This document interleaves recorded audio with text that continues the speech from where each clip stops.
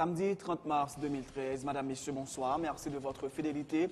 Bienvenue dans ce journal. À la une de l'actualité, actant la mise en place du collège transitoire du Conseil électoral permanent, aucun signe de l'exécutif qui tarde à dévoiler les noms de ses représentants. Entre-temps, on apprend que Maître Patrick Métellus, l'un des 3 premiers membres contestés du Conseil supérieur du pouvoir judiciaire, a remis sa démission comme membre de l'institution électorale au président de la République. Le Premier ministre Laurent Lamotte a bouclé vendredi une visite de 3 jours en Côte d'Ivoire à la tête d'une délégation comprenant plusieurs membres de son cabinet. Les autorités haïtiennes et ivoiriennes ont paraphé en cette occasion 2 accords de coopération portant notamment sur le domaine agricole. La France va contribuer à la mise en place d'un centre d'observation sur le choléra en Haïti. C'est ce qu'a indiqué cette semaine le ministre français des Affaires étrangères, Laurent Fabius, lors d'une séance à l'Assemblée nationale à Paris. Dans l'actualité internationale, Uhuru Kenyatta, officiellement déclaré président du Kenya, la Cour suprême a rejeté à l'unanimité le recours déposé par le camp Odinga, validant ainsi le scrutin du 4 mars dernier.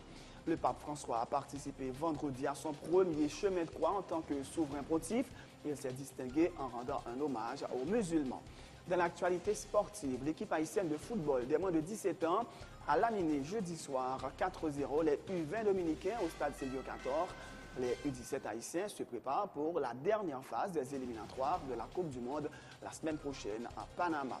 La numéro 1 mondiale de tennis, Serena Williams, a remporté vendredi son 6e titre au tournoi WTA de Miami en battant en finale la numéro 2 mondiale Maria Sharapova 4-6, 6-3, 6-0. L'américaine de 31 ans, qui est la joueuse la plus âgée de l'histoire, a occupé la place de numéro 1 mondial, a dépassé l'Allemande Steffi Graf pour détenir seule le record de victoire sur l'île de Key Biscayne.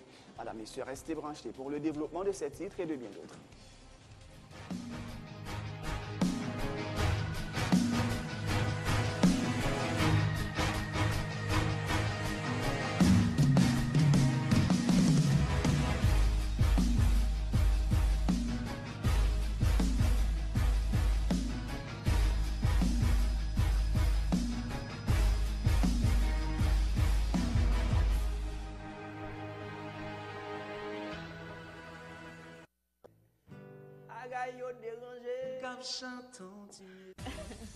Musique, info, zin, potin, gag, blague.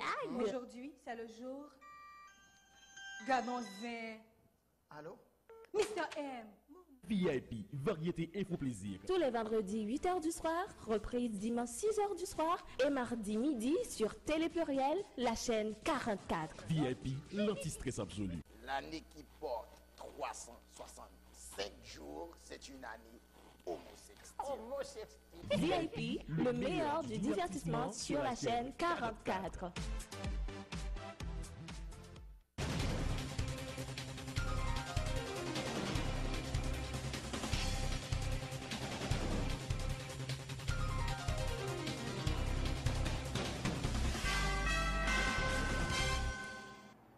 De recherche, bienvenue dans le développement du journal. Tous les yeux sont fixés sur le président Michel Martelly qui tarde à dévoiler les noms des personnalités désignées pour représenter l'exécutif au collège transitoire du Conseil électoral permanent. Entre-temps, on apprend que Maître Patrick Métellus, l'un des 3 premiers membres contestés du Conseil supérieur du pouvoir judiciaire, a remis sa démission comme membre de l'institution électorale au président de la République le 13 mars dernier.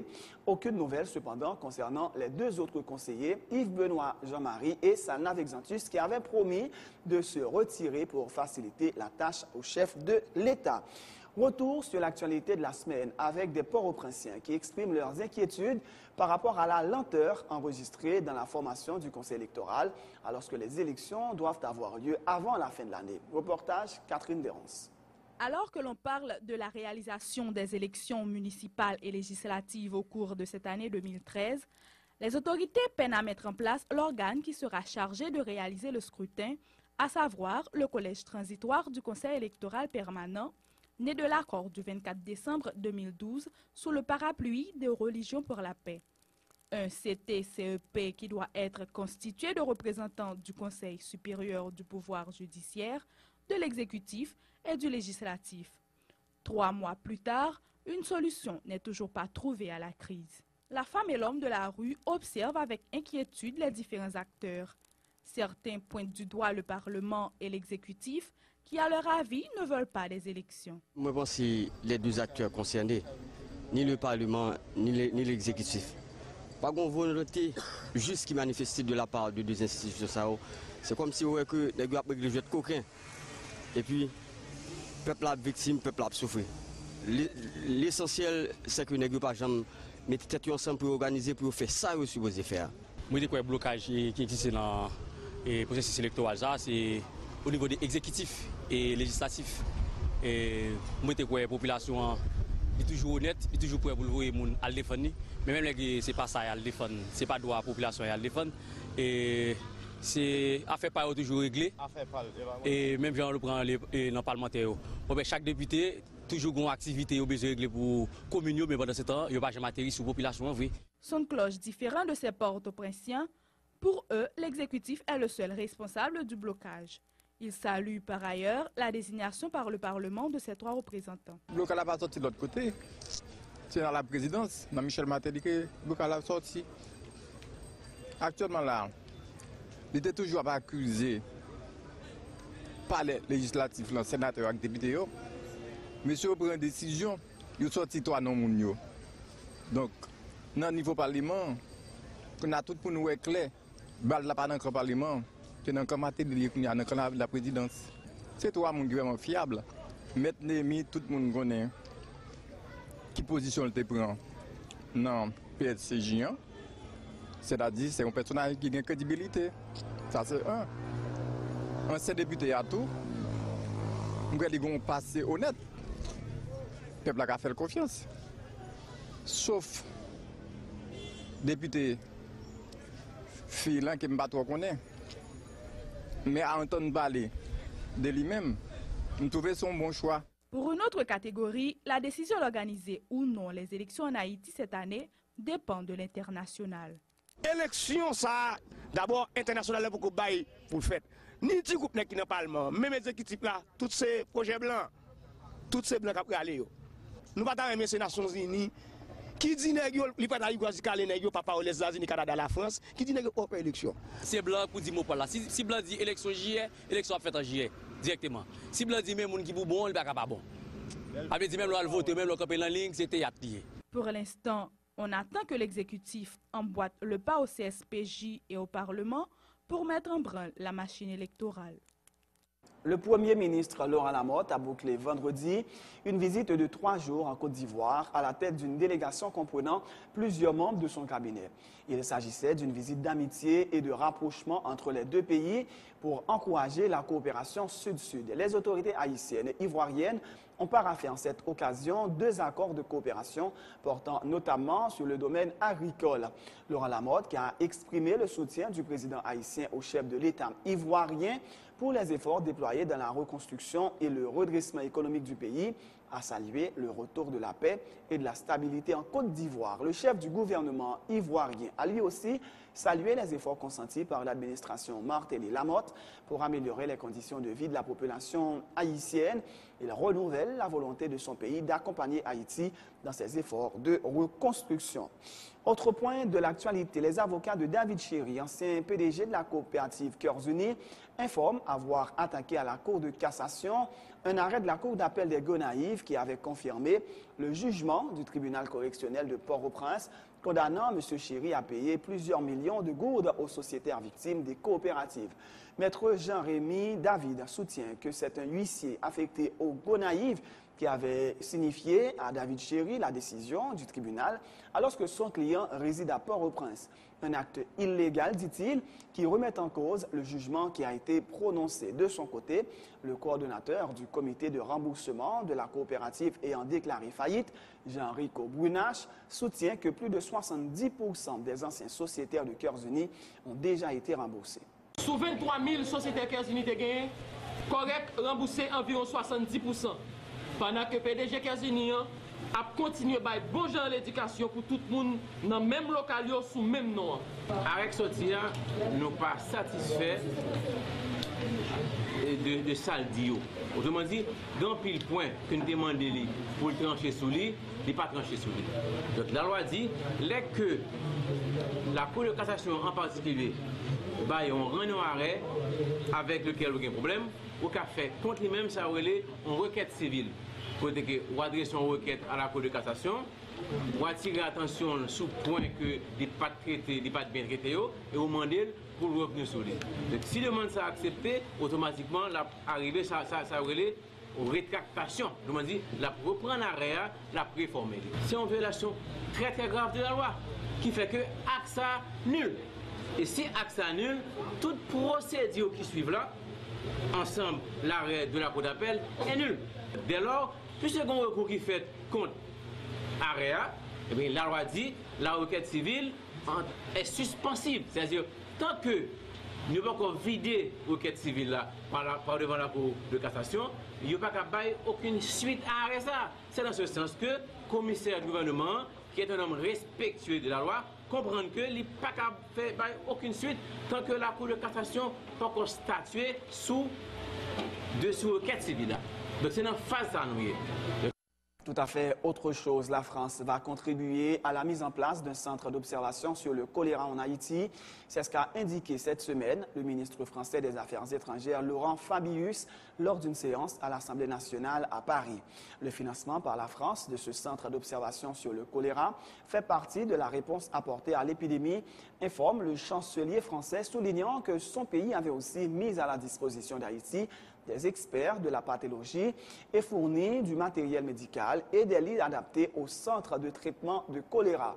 Interrogé sur la vision de la France du refus de l'ONU d'indemniser les victimes du choléra, Laurent Fabius s'est contenté de rappeler que l'Organisation des Nations Unies est consciente de la gravité de l'épidémie en Haïti et qu'elle était soucieuse de ses responsabilités. L'épidémie du choléra regresse en Haïti. C'est ce qu'a indiqué le ministère de la Santé publique et de la Population, qui a cependant appelé la population à la vigilance. Le choléra a déjà fait 8053 morts depuis son apparition dans le pays en 2010, selon le responsable de la direction épidémiologique, laboratoire et recherche au MSPP, Dr Roch Magloire. Département de l'Artibonite, département du Nord et département du Centre. Trois départements, c'est le même côté que nous, il y a des foyers côté protection. Dans le département du Nord, c'est particulièrement au Cap-Haïtien. Dans le département du Centre, c'est à Lyon-Balais.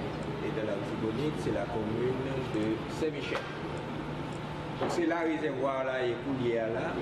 Donc les gains ont infection qui rebondissent dans trois départements nord, le département de l'Ouest qui sont foyers actifs ou toujours réactivés. Si la pluie a recommencé, nous sommes capables de gagner des situations particulières, en particulier dans le département de l'Ouest.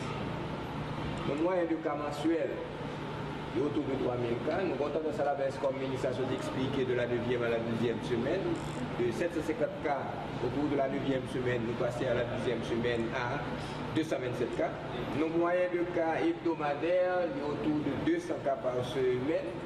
Infection intense, on dit localisée à Saint-Michel de l'Artibonite et Cercle à la Source dans le département du Centre. Direction épidémiologie supposée être sous 2 pieds. Parce que moins de la pluie qui commençait à augmenter, il a changé à lieu courbe, ça que nous avons dit qu'il y a la baisse, et donc l'intensité d'infection a commencé à monter. Déshydratation, ça veut dire état on a senti lié depuis le diarrhée, c'est ça qu'a fait le considérer comme un cas plutôt grave. Alors moun ça c'est les mêmes les cas hospitalisés. Qui environ moitié, ça nous dit qui c'est cas, tout cas qui vidéo, qui de 359 à 830. Quantité de monde qui mourit le début de l'épidémie à Joudia, c'est 8053. Ça fait que, de façon générale, le nombre des gens qui mourent par rapport à des gens qui rentrent grave, il a 1,2%. Ça, c'est en général. Mais ça, les gens qui mourent directement dans l'institution, la gravité est exprimée par le taux de létalité dans l'épidémiologie, c'est 1,4%. Pour sa part, la responsable de la direction de la promotion de la santé et de la protection de l'environnement au ministère invite les citoyens à faire usage du chlore dans la lutte contre le choléra. En liquide ou sous forme de tablette, le chlore est une arme efficace dans la bataille à mener contre le choléra jusqu'à son éradication, selon le docteur Jocelyne Pierre-Louis. Le ministère était fidèle à toute précaution, toute mesure que les demandé population pour prendre dans les affaires de lutte contre le choléra.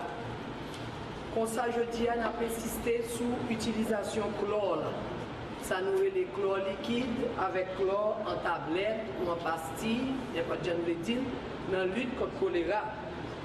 Il ne faut pas oublier que le chlore lui-même n'est pas détruit seulement microbes choléra qui vibrent au choléra, mais il détruit toute l'autre qualité microbe qui est capable de diarrhée. Nous gagnons deux formes que nous avons utilisé chlore là, c'est forme liquide avec forme tablette là. Pour ça que les formes en graines, graines sucre là, nous pas recommander les gens d'utiliser pour mettre dans de l'eau pour boire parce que c'est plus compliqué. Donc, chlore liquide là, nous mettons 5 gouttes dans chaque gallon de l'eau. Nous quittons le poser pendant 30 minutes et le ça, tout microbe qui est dans l'eau a détruit. Si c'est graines que nous avons utilisées, nous rassurons pour nous garder graines qui ça le dit. S'il dit pour mettre dans 1 gallon de l'eau ou s'il dit pour mettre dans 5 gallons d'eau. Parce que gagner différentes concentrations dans le chlore là, dans la tablette qui est sous marché. Et dans la tablette que l'institution a bail, donc chlore là gagner 2 qualités concentration. Donc nous insistons en pile sur ça que le ministère jusqu'à présent était ferme et était convaincu que chlore là a aidé la population à lutter contre les affaires choléra. C'est la fin de ce journal. Avant de vous quitter, voici le rappel des titres.